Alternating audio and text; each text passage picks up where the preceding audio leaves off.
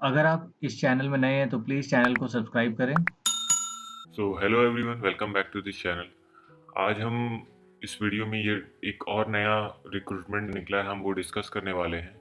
ये recruitment sports quota recruitment है जो कि सदर्न रेलवेज ने निकाला है, जो कि अंडर रेलवे रिक्रूटमेंट बोर्ड देखती है। तो इसमें टोटल 21 पोस्ट है अलग अलग स्पोर्ट्स इवेंट्स की, और हम इसमें डिस्कस करेंगे क्या क्या इसमें एलिजिबिलिटीज़ है, क्या क्या आपको डॉक्यूमेंट्स चाहिए या किस प्रोसेस के थ्रू आप इस पोस्ट में अप्लाई कर सकते हैं। तो चलिए देखते हैं। Applications are invited from outstanding sports person, ये सारे स्पोर्ट्स पर्सन के लिए ही है जो लेवल 2 और लेवल 5 7th पे कमीशन के अंडर आता है सदर्न रेलवेज में। अगेन स्पोर्ट्स कोटा, ये स्पोर्ट्स कोटा के अंडर ही आ रहा है। जो मेरिटियस स्पोर्ट्स पर्सन है उनके लिए ये पोस्ट निकाली गई है। जो नेम ऑफ स्पोर्ट्स है इस कॉलम में है। जो पहला स्पोर्ट है वो एथलेटिक्स है, जिसमें आपका जो इवेंट होगा वो 400 मीटर हर्डल्स रेस होगा। जो हर्डल्स करते हैं 400 मीटर के लिए, 10,000 मीटर के लिए और लॉन्ग जंप के लिए। और ये लेवल जो है ये सेकंड लेवल है इसमें। एथलेटिक्स वुमेन्स के लिए high jump, javelin throw, discus throw, ये भी सेकंड लेवल के लिए है। बास्केटबॉल मैन, इसमें 2 पीवर्ड्स और 2 फॉरवर्ड्स, जिसमें लेवल है 4। बास्केटबॉल वुमेन, इसमें पोजीशन है 2 पीवर्ड्स 1 फॉरवर्ड, इसमें लेवल है 3। क्रिकेट वुमेन्स के लिए है batsman, left arm spinner, medium fast bowler, batsman, all rounder, इसका भी लेवल जो है वो 3 है। पावर लिफ्टिंग मैन, इसमें 59 के जी, 66 के जी, 74 के जी और प्लस 120 के जी के लिए है लेवल 1। स्विमिंग मैन के लिए है 50 metre, 100 metre, 1500 metre, freestyle 50 metre, 100 metre, 200 metre, butterfly stroke level 1 के लिए है। Volleyball man, 1 attacker 1 blocker, level 2। Volleyball women के लिए है 2 ब्लॉकर 1 ऑलराउंडर, इसमें है 3। तो टोटल हुए 21 पोस्ट जो सदर्न रेलवेज में अभी वैकेंसीज आई हैं। इसका एज लिमिट जो है वो 18 टू 25 ईयर्स है। जो इस एज लिमिट के बीच में आते हैं वही सिर्फ इसको अप्लाई कर पाएंगे। तो educational qualification, minimum support norms और एलिजिबिलिटी क्राइटेरिया जो दी गई हैं वो इस वेबसाइट में दी गई है www.rrcmass.in। आप इसके थ्रू भी जाके देख सकते हैं क्या क्या डॉक्यूमेंट्स आपको सबमिट करनी होंगी। आप इसका जो एप्लीकेशन प्रोसेस है आपको जमा कैसे करना है, इसमें आपको जितने भी date of birth essential documents है, सपोर्टिंग डॉक्यूमेंट्स है, जैसे date of birth, education qualification, sports achievements, ये आपको सेल्फ अटेस्टेड करके इस एक एनवलप में प्रेस्क्राइब करके भेजना है।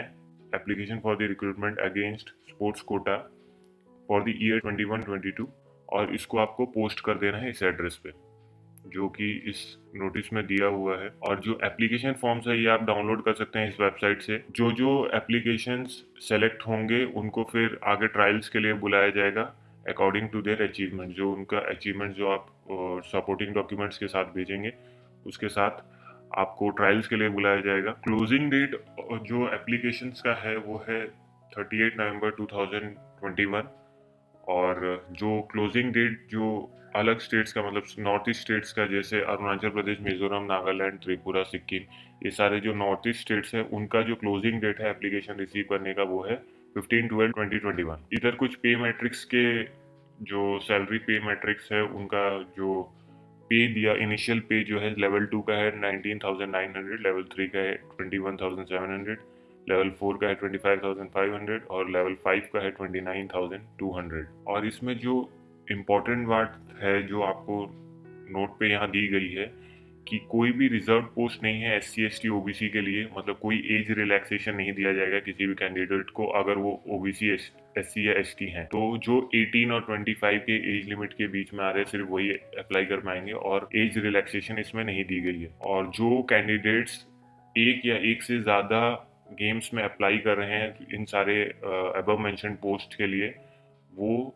सेपरेट एप्लीकेशंस भेजेंगे, complete application with supporting documents उस एड्रेस में। एज लिमिट है 18 टू 25 ईयर्स। और जो सपोर्टिंग डॉक्यूमेंट्स होंगे वो होंगे 10th क्लास के मार्कशीट, 12th क्लास के marksheet, date of birth certificate, school leaving certificate जिसमें आपका डेट ऑफ बर्थ इंडिकेट किया गया होगा। और पोस्ट एंड एजुकेशनल क्वालिफिकेशन के हिसाब से भी ये पोस्ट को डिवाइड किया गया है। जैसे लेवल 4 और लेवल 5 का सिर्फ पाँच पाँच पोस्ट है, लेवल 2 और लेवल 3 के लिए 16 पोस्ट है। तो टोटल 21 पोस्ट है। तो ये जिन जिन पोस्ट के लिए आप अप्लाई करेंगे वो अकॉर्डिंग टू आपके एजुकेशनल क्वालिफिकेशन के हिसाब से ही होगा, उसी हिसाब से यहाँ पे डिवीजन की गई है।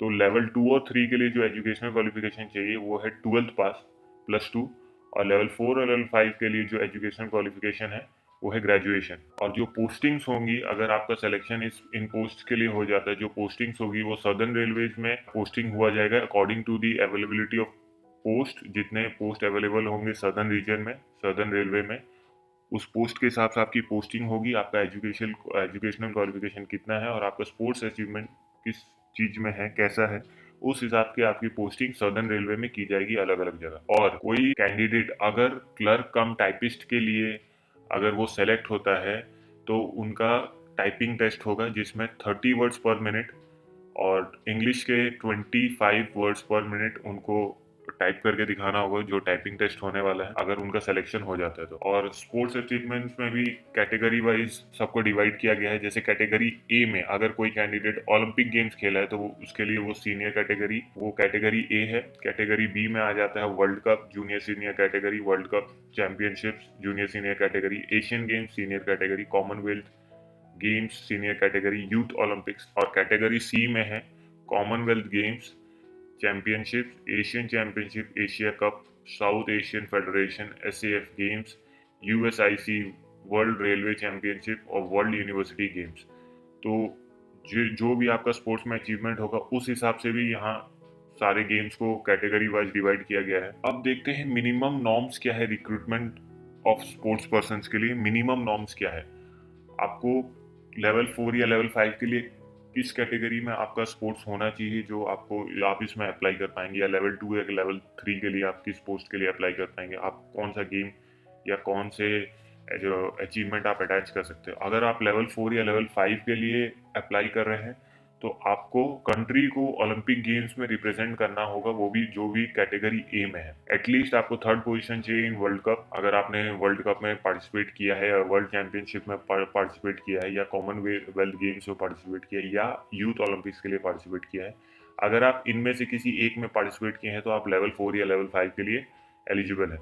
अगर आप लेवल 2 या लेवल 3 के लिए अगर आप अप्लाई कर रहे हैं तो आपको कंट्री को वर्ल्ड कप जूनियर, यूथ या सीनियर कैटेगरी में पार्टिसिपेशन दिखाना होगा, वर्ल्ड कप चैंपियनशिप में या कॉमनवेल्थ गेम्स में, या at least 3rd position in Commonwealth championship या एशियन चैंपियनशिप या Asia cup, South Asian federation या यूएसआईसी वर्ल्ड रेलवे चैंपियनशिप या वर्ल्ड यूनिवर्सिटी गेम्स, या at least 3rd position in senior youth junior national championship, या फिर 3rd position at least in national games organised under the Indian Olympic Association, या at least 3rd position in All India Inter-University Championship organized by aegis of Association of Indian Universities, या 1st position in Federation Cup Championship Senior Category। तो ये सारे level wise जितने भी sports है या जिसमें आपको मिनिमम जो स्पोर्ट्स का रिक्वायरमेंट है यहाँ लेवल वाइज डिवाइड किया गया है। लेवल 2 और 3 के लिए अलग है और लेवल 4 और लेवल 5 के लिए अलग है।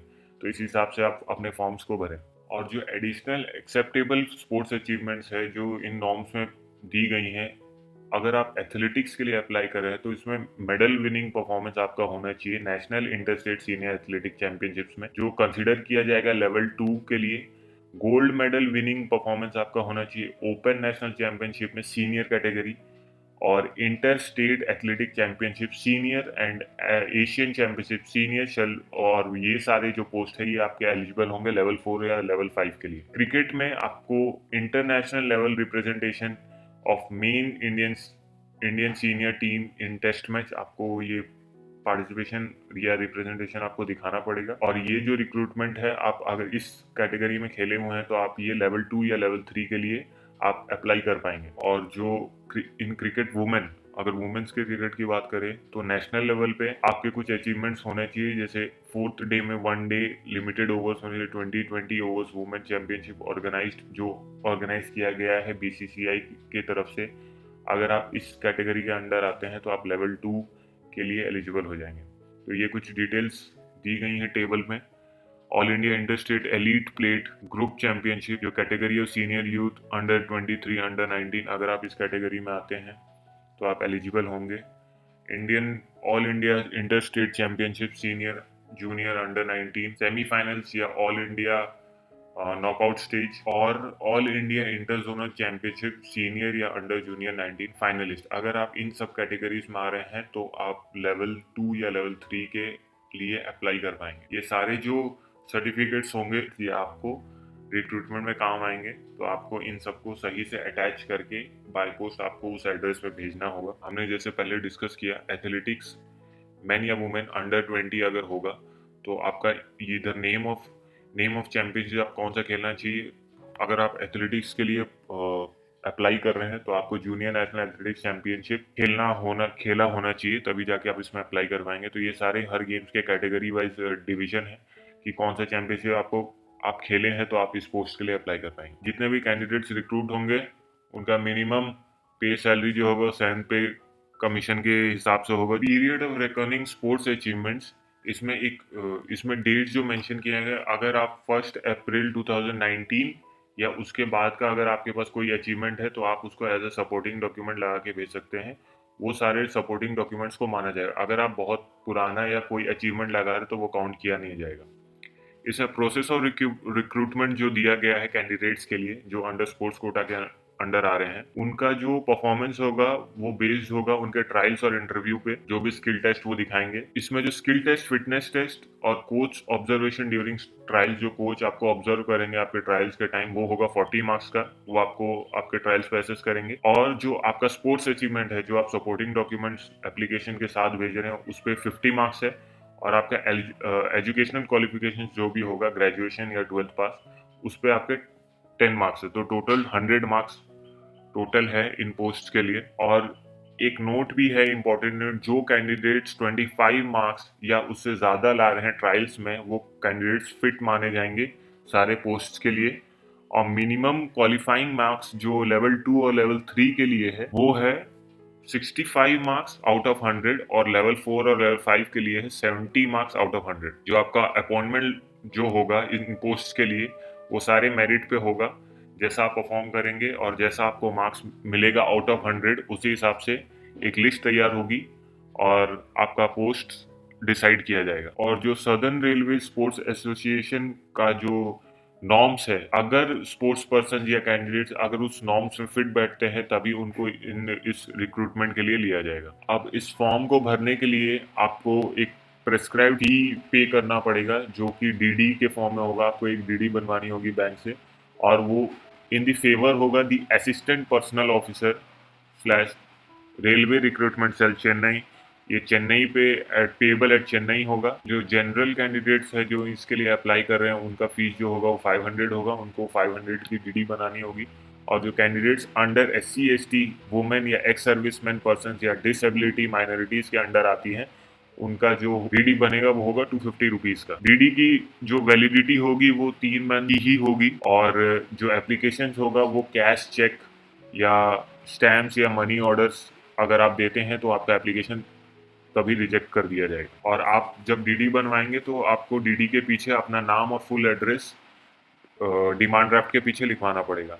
और ये जो है जो आप फीस भरेंगे वो नॉट रिफंडेबल है या ट्रांसफरेबल नहीं है या एडजस्टेबल नहीं है। तो आप एक फाइनल डीडी बनाएं और वो सही से बनाएं। जो रिलैक्सेशन ऑफ फी है वो सिर्फ SC ST कैंडिडेट्स को दिया गया है, जो कि 250 रुपीज़ कम है। जो SC ST कैंडिडेट्स है या एक्स सर्विसमैन है या पर्सन विद डिसेबिलिटीज है तो ये उनके लिए रिलैक्सेशन है। और जो कैंडिडेट इकोनॉमिकली वीक क्लासेस के अंडर आ रहे हैं, उन जिनका सैलरी पर एनम 50,000 से कम है, यानी उनका जो इनकम है एक साल में 50,000 से कम है, उनको एक लेटर इनकम सर्टिफिकेट का देना पड़ेगा। वो भी किसके थ्रू होना चाहिए? वो डिस्ट्रिक्ट मजिस्ट्रेट या रेवेन्यू ऑफिसर के थ्रू होना चाहिए। जो और वो सारे पोस्ट जो तहसीलदार के पोस्ट से ऊपर होगा वही सिर्फ इसको लिख के दे पाएंगे। तहसीलदार से नीचे के पोस्ट का जो सर्टिफिकेट होगा वो मान्यता नहीं रखा जाएगा। और जो बिलो पॉवर्टी लाइन जो सर्टिफिकेट है जो सेंट्रल गवर्नमेंट से इशू किया जाता है वो भी आपको सपोर्टिंग डॉक्यूमेंट्स के साथ अटैच करना होगा। और ये सारे जो सर्टिफिकेट्स है जो आपको एक एप्लीकेशन के साथ भेजने हैं वो उसका एक अलग फॉर्मेट है। अगर उस फॉर्मेट के अलावा अगर आप किसी और फॉर्मेट में इस एप्लीकेशन को भेजेंगे तो आपका एप्लीकेशन रिजेक्ट कर दिया जाएगा। अगर आप किसी कम्युनिटी या कोई कास्ट से बिलोंग कर रहे हैं और आप इस पोस्ट के लिए भर रहे हैं तो आपको एक कम्युनिटी सर्टिफिकेट आपने एप्लीकेशन के साथ अटैच करना पड़ेगा, जो कि स्टेट या सेंट्रल गवर्नमेंट के प्रेस्क्राइब फॉर्मेट में होता है। तो आपको उसको उस परफॉर्मर के साथ या उस एप्लीकेशन के साथ आपको उसको अटैच करके भेजना है। मेडिकल एग्जामिनेशन जो होगा वो जो रेलवेज का मिनिमम रिक्वायरमेंट होता है मेडिकल का, उस हिसाब से ही होगा। अगर आप मेडिकल एग्जाम में पास करते हैं तो आप आगे के प्रोसेस में जाएंगे, अगर नहीं करते तो आपको वहीं से रिजेक्ट कर दिया जाएगा। आप जितने भी सपोर्टिंग डॉक्यूमेंट्स भेजेंगे वो सारे सेल्फ अटेस्टेड होने चाहिए, जैसे सपोर्ट एज एज सर्टिफिकेट या date of birth certificate, community certificate, educational qualification, sports achievement और डीडी जो आप बैंक से बनवाएंगे। अगर आप जनरल कैटेगरी के तो 500 का, और SC ST के हैं या कोई कास्ट से बिलोंग करते हैं तो 250 का। और डीडी के पीछे आपका फुल नेम और एड्रेस होना चाहिए, और सारे फोटो कॉपीज पे सेल्फ अटेस्टेड होगा। और जो कैंडिडेट्स वर्किंग है या अभी काम कर रहे हैं किसी जॉब के लिए, अगर वो भी अगर इस पोस्ट के लिए अप्लाई कर रहे हैं तो उनको नो ऑब्जेक्शन सर्टिफिकेट अपने सुपीरियर या एम्प्लॉयर से लेना पड़ेगा कि आपको उनको कोई आपत्ति नहीं है अगर आप इस पोस्ट के लिए भर रहे हैं। तो आपको उन कैंडिडेट्स जो वर्किंग है वो उनको ये भी अटैच करके लगाना है। और जो कैंडिडेट्स माइनॉरिटी कम्युनिटी या इकोनॉमिकली वीक सेक्शन से आ रहे हैं, इकोनॉमिकली बैकवर्ड क्लासेस से, उनको भी अपना सपोर्टिंग डॉक्यूमेंट्स लगाना होगा इन पोस्ट के लिए। और जो आपका आपका ट्रायल्स या इंटरव्यू के लिए आपको बुलाया जाएगा, तब आपको सारे ओरिजिनल डॉक्यूमेंट्स लेके जाने हैं। जो जो डॉक्यूमेंट्स आप अटैच कर रहे हैं इस एप्लीकेशन फॉर्म के साथ, सारे डॉक्यूमेंट्स वहाँ पे चेक किए जाएंगे, वेरीफाई किए जाएंगे। या जो भी गेम के लिए, जो भी गेम के थ्रू आप सब अप्लाई कर रहे हैं, तो वो सारे सर्टिफिकेट्स आपको देखे जाएंगे। कोई भी स्पोर्ट्स डिसिप्लिन हो, जैसे एथलेटिक्स, बास्केटबॉल, आप जो भी सर्टिफिकेट्स लगा रहे हैं वो सारे वहाँ पे वापस से वेरीफाई किए जाएंगे। एप्लीकेशंस को सही से भरिएगा और सारे डॉक्यूमेंट सही से लगाइएगा, क्योंकि ये वेरिफिकेशन में अगर आपका कोई भी मैच नहीं करता इंफॉर्मेशन एप्लीकेशन के साथ, तो तभी तभी आपके एप्लीकेशन को रिजेक्ट कर दिया जाए। जो डेट होगा ट्रायल्स का, इंटरव्यू डेट होगा, वो चेंज नहीं हो सकता, वेन्यू चेंज नहीं हो सकता। तो जो जैसा भी नोटिफिकेशन आपको दिया जाएगा आप उसी हिसाब से जाइएगा वेन्यू पे, ट्रायल्स या इंटरव्यू के लिए। अगर आप इंटरव्यू या ट्रायल्स के टाइम कोई भी वेन्यू पे अगर आप मिसबिहेव करते हैं या कोई भी गलत काम करते हैं तो आपको आपका एप्लीकेशन रिजेक्ट कर दिया जाएगा, और आगे फ्यूचर कोई भी जॉब्स के लिए आप अप्लाई नहीं कर पाएंगे अंडर स्पोर्ट्स कोटा। और जो भी बच्चे इस पोस्ट के लिए अप्लाई कर रहे हैं, अगर उनका सिलेक्शन हो जाता है तो उनको एक सर्विस बॉन्ड साइन करना पड़ेगा, जो कि 5 साल के पीरियड के लिए होगा। और जो स्पोर्ट्स पर्सन हैं, मतलब आपको ज्वाइनिंग के बाद 5 साल काम करना ही होगा। और जो रिक्रूट हो जाएंगे अगेंस्ट स्पोर्ट्स कोटा, उनको 2 साल के प्रोबेशन पीरियड में रहना पड़ेगा। हाउ टू अप्लाई, अब इस फॉर्म को अप्लाई कैसे करें। एप्लीकेशन जो है एक प्रेस्क्राइब फॉर्मेट दिया गया है सदर्न रेलवेज के तरफ से। उससे पहले आपको एक एनवलप लेना होगा, कवर लेना होगा, और उस पे एनवलप के ऊपर आपको ये application for recruitment against sports quota open advertisement for the year 2020-21-22 आपको ये मेंशन करना होगा। और इस एड्रेस पे the assistant personal officer railway recruitment cell southern railway, इस एड्रेस पे आपको इसको भेजना है अपने सारे सपोर्टिंग डॉक्यूमेंट्स और एप्लीकेशन फॉर्म के साथ। अब इनवैलिड एप्लीकेशंस का देख लेते हैं, किन किन चीज़ों को आपको ध्यान में रखना होगा, जैसे आपका एप्लीकेशन इनवैलिड सेक्शन में ना आ जाए। जैसे आपका एप्लीकेशन रिजेक्ट ना हो जाए, तो इन सारी बातों को आपको ध्यान में रखना है। जो आपका एप्लीकेशन होगा वो जो प्रेस्क्राइब फॉर्मेट है उसके अलावा आप किसी अलग फॉर्मेट में नहीं बनाएंगे। अगर आपका फोटोग्राफ साइन नहीं है या एप्लीकेशन आपका साइन नहीं है या आपने अनअटेस्टेड सर्टिफिकेट्स लगाया है, तब वो इनवैलिड माना जाएगा, आपके एप्लीकेशन को रिजेक्ट कर दिया जाएगा। अगर आप अंडर एज्ड है या ओवर एज्ड है, या आपका डेट ऑफ बर्थ जो है एप्लीकेशन या उस एज ग्रुप में नहीं आ रहा है, तब आपका एप्लीकेशन जो है रिजेक्ट कर दिया जाएगा। एप्लीकेशन पर आपका लेफ्ट थंब का इम्प्रेशन होना चाहिए। अगर आप वो भी मिस कर रहे हैं एप्लीकेशन में, तो आपका एप्लीकेशन रिजेक्ट कर दिया जाएगा। डीडी बनाने वक्त आपको अमाउंट और नाम और एड्रेस डीडी पे मेंशन करना पड़ेगा। अगर आप वो नहीं कर रहे हैं तो आपका एप्लीकेशन रिजेक्ट कर दिया जाएगा। और आपने जो एप्लीकेशन में date of birth, educational qualification, sports achievements या जो भी सपोर्टिंग डॉक्यूमेंट्स आपने अटैच किए हैं, अगर वो वेरिफिकेशन के टाइम मैच नहीं होगा तो आपका एप्लीकेशन जो है रिजेक्ट कर दिया जाएगा।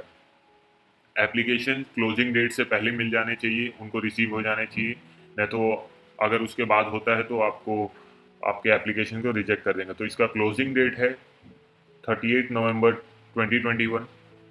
और अगर आपको कोई और इन्फॉर्मेशन चाहिए इन पोस्ट से रिलेटेड तो आप इस वेबसाइट चेक कर सकते हैं www.irctc.in।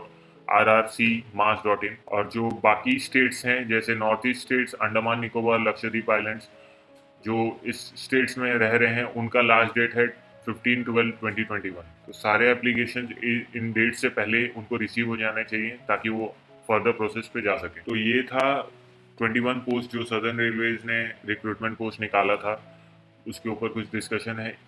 अगर आपको एप्लीकेशन फॉर्म के ऊपर कोई इंफॉर्मेशन चाहिए तो आप इसके बाद वाला वीडियो आप चेक कर सकते हैं, जिसमें हमने एक एप्लीकेशन फॉर्म इस सदर्न रेलवेज के लिए कैसे भरा जाए हमने वो डिस्कस किया है। तो प्लीज़ आप उस वीडियो को जाके देखें।